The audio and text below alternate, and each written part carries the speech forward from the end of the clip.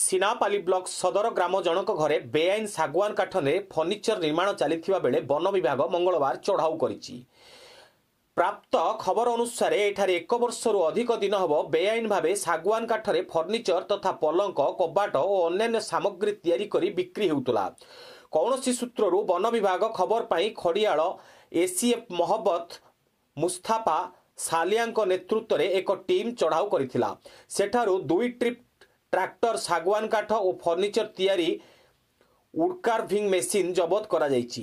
सेही उभय सामग्री मूल्य प्राय 10 लाख रु अधिक हो बोली जणा पड़िछि।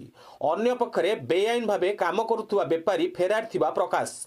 एने अधिक सूचना पाई एसएफ को पचारिबारु चढ़ाऊ कार्य चली शेष होला परे संपूर्ण तथ्य देबे बोली कहिसथि।